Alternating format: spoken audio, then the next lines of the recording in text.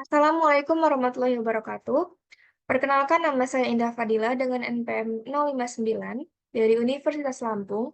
Di sini saya akan menjelaskan regresi majemuk berganda menggunakan Ifuse dan Stata untuk tugas video ekonometrika 1. Sebelum masuk ke analisisnya, kita tahu dulu nih apa arti sih dari regresi majemuk berganda ini. Regresi majemuk berganda ataupun linear berganda adalah model regresi yang melibatkan lebih dari satu variabel independen. Analisis regresi linear berganda ini dilakukan untuk mengetahui arah dan seberapa besar pengaruh variabel independen terhadap variabel dependennya. Di sini, saya menggunakan data buku Using Econometrics 7 edition at dataset dari AHA Studenmoon dengan data yang saya pilih ialah data finite 2. Di data finite ini diberikan data tentang pemberian bantuan keuangan di sebuah perguruan tinggi seni liberal di mana mencakup variabel dependen dan variabel independen. Yang pertama, variabel dependennya ialah finite. Finite ini ialah pemberian bantuan keuangan yang diberikan kepada pemohon KI dalam dolar. Lalu, ada 3 variabel independennya. Yang pertama, parent. Parent ini ialah jumlah dalam bentuk dolar yang dinilai mampu orang tua kontribusikan terhadap biaya kuliah. Variabel independen yang kedua ialah hash rank, itu peringkat siswa di SMA dalam bentuk persentase, dan variabel independen yang ketiga ialah male. Male ini adalah variabel dummy, di mana 1 jika siswa KI laki-laki dan 0 jika perempuan. Variabel dan dummy ini muncul karena adanya tuduhan terhadap pemberian bantuan yang lebih condong ke arah laki-laki. Sebelum masuk ke estimasi persamaan regresinya, kita bentuk dulu nih fungsional itu seperti apa. Jadi, sudah saya bentuk, finite sama dengan beta 0 plus beta 1 parents plus beta 2 hash rank plus beta 3 male plus residual. Di mana kita bisa membuat hipotesis dugaan tanda koefisien dari masing-masing beta 1, beta 2, beta 3 yang sudah kita bentuk. Untuk variabel independen pertama, yaitu beta 1 parents. Diharapkan, variabel independen pertama ini memiliki nilai yang negatif. Artinya seperti apa? Artinya, semakin besar kontribusi orang tua terhadap biaya pendidikan anak mereka, maka semakin sedikit bantuan keuangan yang akan diberikan. Maksudnya seperti apa sih? Jadi ketika calon mahasiswa dari universitas ini memiliki orang tua ataupun orang tuanya ini memiliki pekerjaan yang baik sehingga kontribusinya itu besar terhadap biaya pendidikan anak mereka, maka bantuan keuangan yang diberikan oleh universitas akan semakin sedikit karena orang tuanya mampu untuk membayarkan kuliah anaknya. Jadi diharapkan tanda koefisien diharapkan negatif pada variabel parents. Untuk variabel independen kedua, yaitu beta 2 hash rank, ini diharapkan memiliki nilai yang positif. Artinya seperti apa? Artinya, semakin besar peringkat siswa saat di SMA, maka semakin tinggi bantuan keuangan yang akan diberikan. Maksudnya seperti apa? Ketika calon mahasiswa di universitas ini saat SMA-nya dulu memiliki prestasi akademik, maka saat ia mencalonkan dirinya di universitas ini dengan prestasi tersebut, maka semakin besar nih bantuan keuangan yang akan diberikan oleh universitas ataupun yang biasa kita tahu itu sebagai beasiswa ya, beasiswa prestasi. Jadi, tanda koefisien pada beta 2 ini diharapkan positif. Lalu untuk variabel independen ketiga, ataupun variabel dummy ini, beta 3 male, itu diharapkan negatif. Artinya apa? Artinya laki-laki itu menerima bantuan keuangan dalam jumlah yang lebih rendah dibandingkan perempuan. Berdasarkan data yang sudah saya analisa di data Finite ini, kan ada 50 observasi di data Finite, di mana 27 diantaranya adalah perempuan. Yang artinya bantuan keuangan itu lebih condong ataupun lebih banyak ke arah perempuan, bukan ke arah laki-laki. Karena laki-laki hanya sekitar 23 persentase, 23 observasi yang menunjukkan bahwa laki-laki ini diberikan bantuan keuangan oleh universitas tersebut. Jadi tuduhan ini tidak benar. Berdasarkan data tuduhan bahwa pemberian bantuan keuangan yang lebih condong ke arah laki-laki tidak benar, jadi tanda koefisien itu diharapkan negatif. Sebelum masuk ke estimasi, kita tuliskan dulu ya dari dugaan-dugaan tadi. Kita tulis beta 1 parents itu diharapkan negatif, beta 2 hash rank diharapkan positif, lalu beta 3 male itu diharapkan negatif. Lalu kita akan memasukkan data yang sudah kita peroleh, datanya ini. Ya, ini data Finite 2 yang sudah saya copy paste ke Excel yang sudah saya unduh. Ini observasinya sekitar 50 observasi dengan Finite itu sebagai variabel independen, parent hash rank dan male sebagai variabel independen. Yang pertama kita copy dulu. Untuk if use kita copy dari variabel independennya saja sampai ke variabel untuk if use itu kita copy dari variabel dependennya saja sampai ke variabel independennya. Kita klik Finite, Ctrl Shift, panah kanan, lalu ke bawah. Sudah diblok semua, lalu kita Ctrl Copy. Kita buka if use. Di sini, kita pilih File, New, lalu Work File. Kita pilih Unstructured, karena data kita itu observasi. Observasi kita tadi kan datanya ada 50, maka kita tulis 50. Tergantung data observasi kalian berapa, itu bisa kalian tulis juga. Tetapi jika data kalian itu berbentuk time series, maka gunakanlah data date regular frequency. Itu untuk data time series. Karena di sini observasi, maka saya gunakan unstructured. Pilih OK. Di sini sudah keluar satu work file. Selanjutnya kita pilih quick, pilih empty group. Nah, di sini diperhatikan ya bahwa tanda ini kita geser ke atas. Kita naikkan ke atas dan tanda di bawah, cursor di bawah kita geser ke kiri.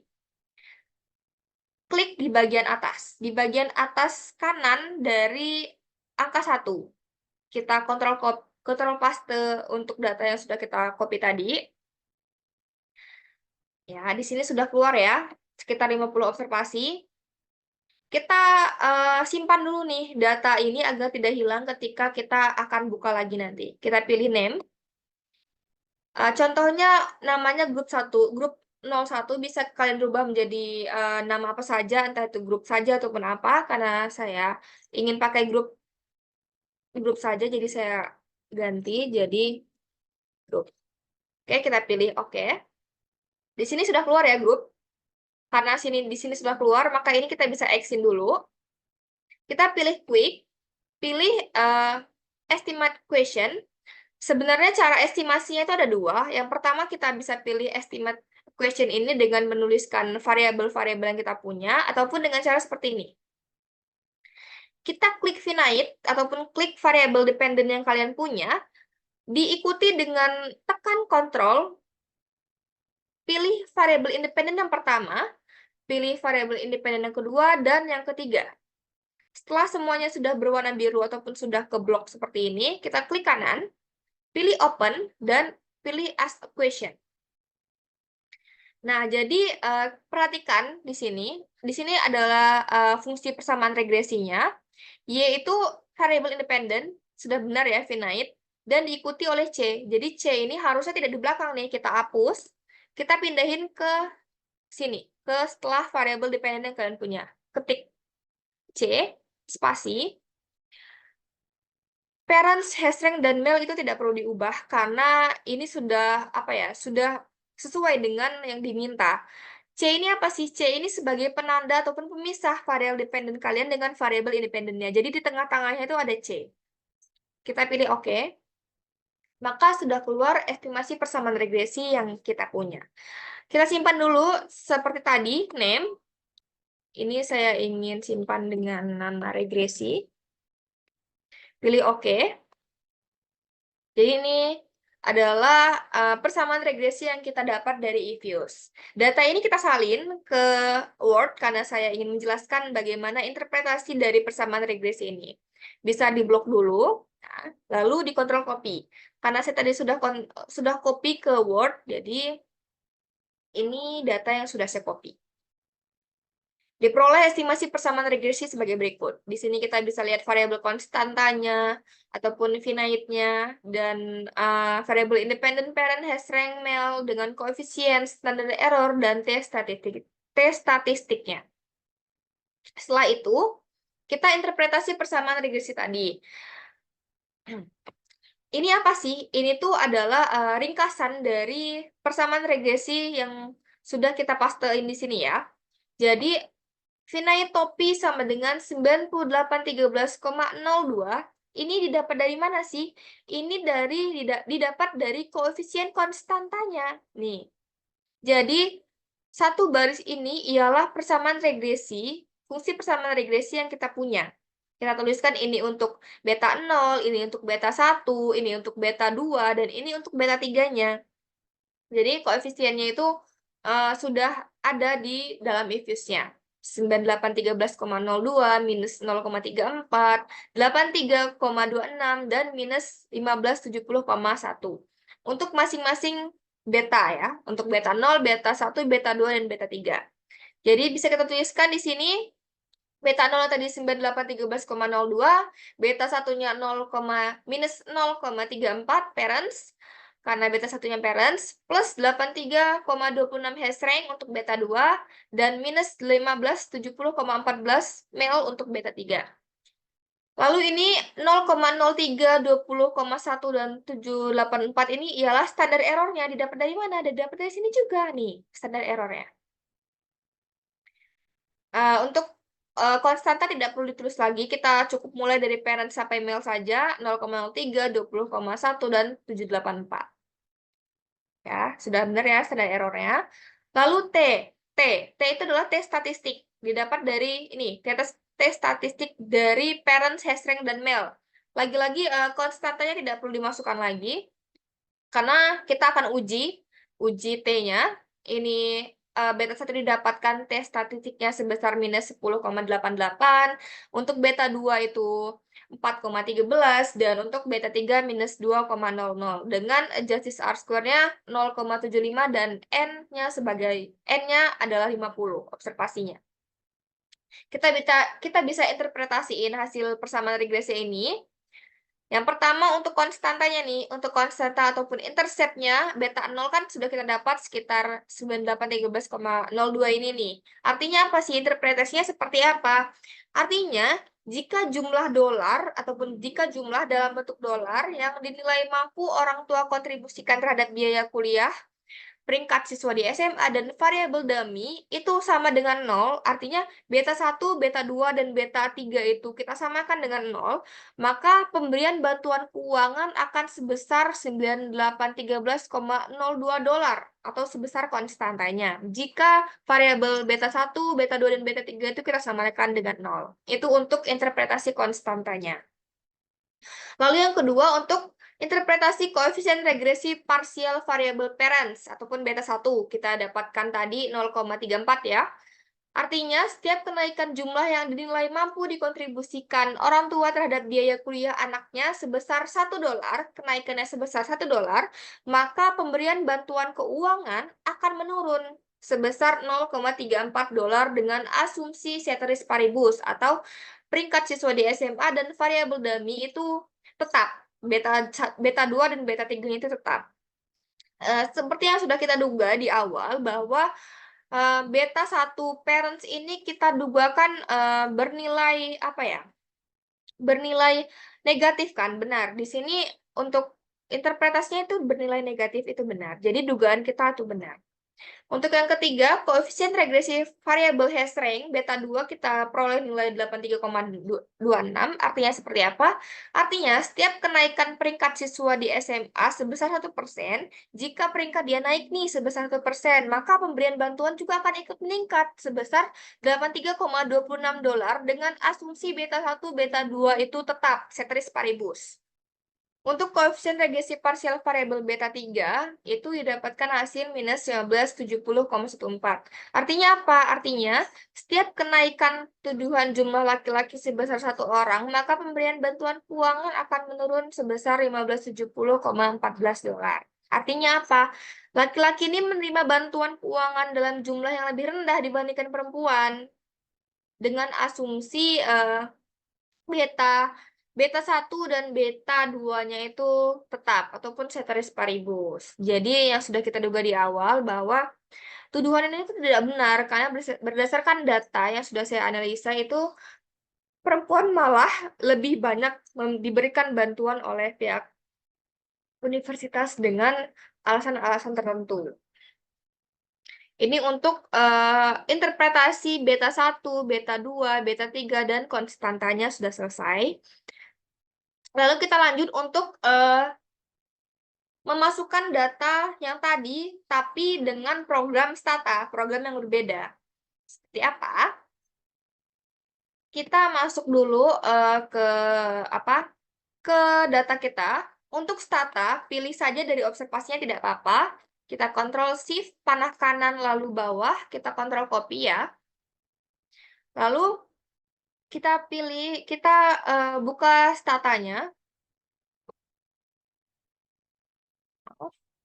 Kita buka stata. Nah, di sini kita pilih data editor. Kita copy data yang sudah kita paste data yang sudah kita copy tadi. Pilih variable names karena variable namanya itu kita masukkan. Ini kita tutup dulu. Kita pilih statistik. Pilih linear model dan relate, pilih linear regression. Nah, kita masukin di sini dependent variable kalian tuh apa? Karena dependent variable saya adalah finite, saya masukkan finite, dan independent variable saya adalah parent, hashrank, dan juga male. Setelah itu kita klik OK. Maka di sini sudah kita dapatkan regresi dari data yang sudah kita dapatkan. Regresinya sebenarnya regresi dari stata dan ifuse itu sama, hanya saja programnya yang berbeda. Jadi di sini setelah ini saya akan menguji hasil koefisien determinasi ataupun adjust R square-nya untuk data kita. Yang pertama kita copy dulu nih yang ini, number of observation, sampai ke root MSI, ini kita copy, masukkan ke Word, karena tadi udah saya masukkan. Jadi di sini sudah ada ya, untuk data regresi stata untuk uji koefisien determinasi ataupun adjust R square-nya. Kita bisa lihat di sini, adjust R square-nya sebesar 0,7493. Jadi bagaimana cara uji koefisien determinasinya? Di sini nilai adjust R square-nya kan sebesar 0,7493, ataupun kita bisa rubah menjadi persentase sekitar 74,93%. Artinya apa?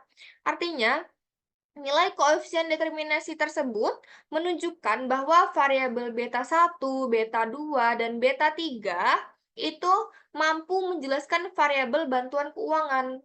Artinya apa sih? Maksudnya dengan bahasa mudahnya itu, variabel independennya itu mampu menjelaskan variabel dependennya sebesar 76,46%. Sedangkan sisanya 25,37% itu dijelaskan oleh variabel lain. Jadi, variabel independen ini hanya mampu menjelaskan sekitar 76,46%. Sisanya itu dijelaskan oleh variabel lain. Ini kita totalkan menjadi 100% ya. Lalu kita akan menguji hasil uji T-nya nih. Nah, ini data ini didapat dari mana sih? Dari stata tadi. Ini kita copy. Ini kita copy nih. Karena kita ingin uji T, maka ini harus kita perlukan nih, data T statistika ini harus kita perlukan. Maka kita copy ke Word. Jadi untuk hasil uji T, itu kita perlukan keterangan dulu ya, untuk mengetahui apakah 0 kita ditolak ataupun diterima. Jika nilai T hitung itu lebih besar dari T tabel, maka H0 ditolak. Begitupun sebaliknya, jika nilai T hitung itu lebih kecil dari T tabel, maka H0 diterima. Kita uji untuk koefisien regresi beta 1, parents dengan finite. Di sini H0,2 beta 1 kurang dari sama dengan 0, itu tidak ada hubungan negatif yang signifikan antara parents dan finite. Dan kebalikannya, ada hubungan negatif yang signifikan antara parents dan finite. Dengan alpha 0,05, T tabelnya dengan T probability 0,05 dan degree of freedom 50, kita dapatkan hasilnya 1,65. Ini untuk nilai T tabel. Degree of freedom-nya dari jumlah observasi kita. 0,05-nya dari alpha. Jadi, di sini sudah saya gambar grafiknya. T-tabel ini didapat dari Excel ya, Excel ataupun dari data yang ada. Data T-tabel. Daerah diarsir adalah daerah tolak H0 dan daerah yang tidak diarsir adalah daerah terima H0 dari daerah sini sampai daerah kiri. Sebelum kita menyimpulkan apakah H0 kita diterima ataupun ditolak di beta 1, kita hitung dulu nih, hitungnya tuh berapa? Hitung T ataupun T0 itu berapa sih? Dengan rumus beta topi N per standar error dari beta topi N ini, kita dapatkan hasil minus 10,88. Jadi minus ini kan di sebelah kiri nih, minus plus, plus. Jadi T tabel kita 1,65, sedangkan T hitung kita adalah minus, maka otomatis akan ke arah kiri kan.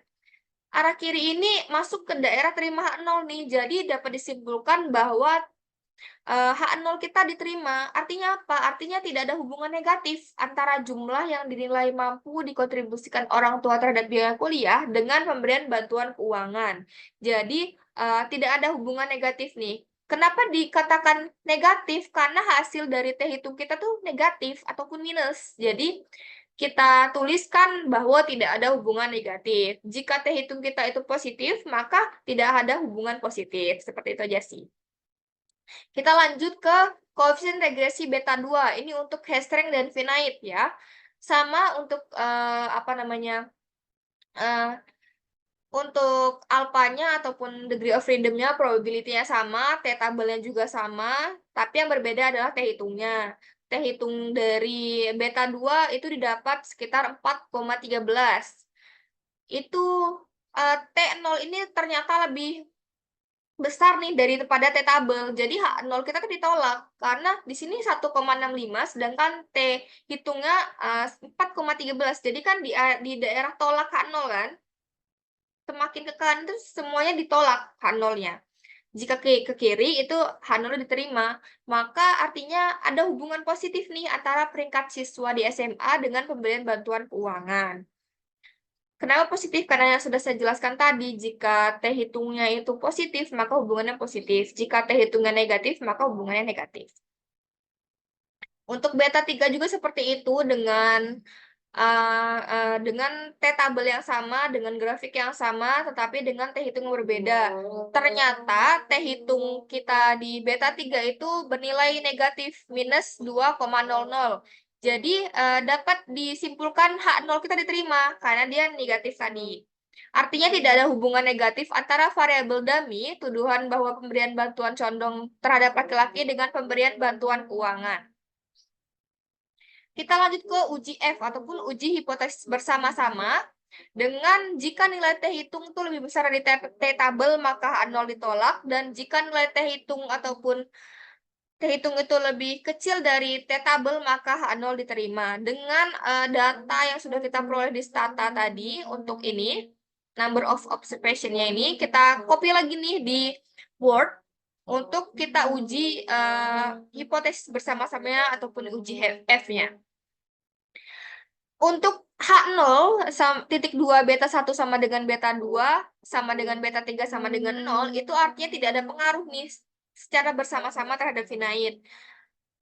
Sedangkan HA-nya itu beta 1 tidak sama dengan 0, beta 2 tidak sama dengan 0, ataupun beta 3 tidak sama dengan 0, artinya ada pengaruh paling tidak salah satu dari beta 1, beta 2, ataupun beta 3 terhadap finite. Untuk menguji F, kita perlukan degree of freedom 1 dan degree of freedom 2. Nominator ataupun denominatornya untuk kita hitung F tabelnya. K ini adalah jumlah parameter. Jumlah parameter kita ada 4. Apa saja? Variable dependent 1 dan variable independennya ada 3. Jadi, K K kita ataupun jumlah parameter kita ada 4. Untuk degree of freedom 1 itu K minus 1 ataupun jumlah parameter kita itu dikurangi 1 untuk mendapatkan degree of freedom 1 ataupun nominatornya. Di sini kita dapat 3, lalu degree of freedom yang kedua ini seperti apa? Degree of freedom yang kedua itu dengan rumus N min K. N adalah jumlah observasi kita, 50 dikurang jumlah parameternya, 4 sama dengan 46. Jadi didapatkan degree of freedom keduanya 46 ataupun denominatornya. Jadi di sini kita bisa tuliskan F tabel ataupun FA-nya F probability 0,05 dengan degree of freedom 1, 3 dan degree of freedom 2, 46 itu hasilnya 2,80 untuk F tabelnya. Ini saya hitung menggunakan Excel.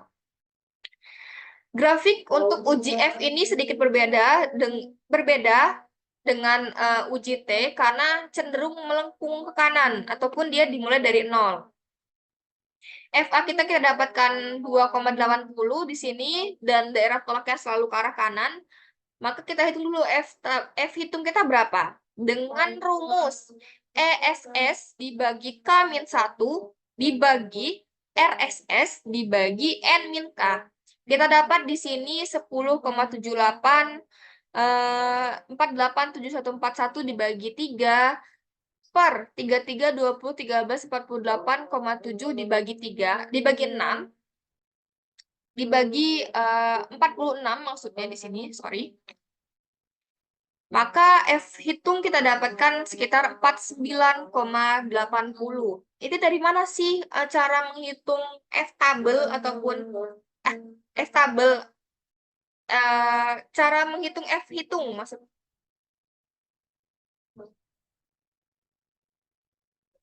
Bagaimana sih kita bisa tahu cara ESS ataupun RSS-nya itu dari data analyze di Excel.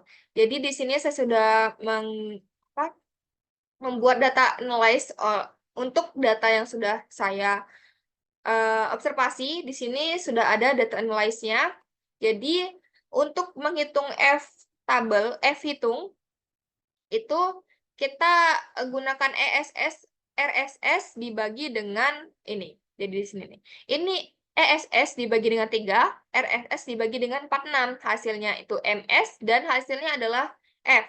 Di sini kita bisa lihat sendiri ya, F hitungnya adalah sekitar 49,80. Sesuai dengan yang sudah kita hitung, 49,80. Jadi kesimpulannya apa sih? Kesimpulannya, berdasarkan pengujian secara statistik dengan alpha 0,05, karena F tabelnya itu lebih kecil daripada F hitung, maka H0 ditolak. Artinya apa? Artinya ada pengaruh secara bersama-sama, entah beta 1, beta 2, dan beta 3, terhadap pemberian bantuan keuangan finite. Artinya ada pengaruh nih secara bersama-sama antara jumlah nilai mampu dikontribusikan orang tua terhadap biaya kuliah anaknya, peringkat siswa di SMA, dan variabel dummy dengan pemberian bantuan keuangan finite-nya. Oke. Di sini selesai untuk uji T dan uji F, interpretasinya selesai. Sebelumnya, maaf, saya lupa untuk memberitahu kalian bagaimana cara menyimpan file yang sudah kita estimasiin di Ifuse maupun Stata. Pilih file, ini untuk menyimpan seluruh dari data ini, agar ketika kita ingin buka suatu hari ataupun suatu saat nanti, maka itu bisa tidak hilang gitu loh. Kita pilih file, pilih save as, masukkan ke data yang mana yang mau kalian taruh. Saya pilih di sini data saja. Lalu kita pilih save. Pilih double fraction 16 digit accessory. Oke. Nah, jadi data Ifuse yang sudah kita estimasi ini semuanya sudah tersimpan. Jadi ketika kalian buka lagi itu sudah ada seperti ini, tinggal diklik 2 kali, maka sudah terlihat, sudah keluar regresinya itu seperti apa. Begitu pula dengan Stata. Dengan Stata tadi, ini kita bisa simpan, pilih file, save as, lalu kalian bisa masukkan ke dokumen mana yang kalian inginkan. Seperti itu. Baik, terima kasih atas, waktu dan perhatiannya. Mohon maaf jika ada salah kata ataupun salah penafsiran dari saya. Sekian, terima kasih. Wassalamualaikum warahmatullahi wabarakatuh.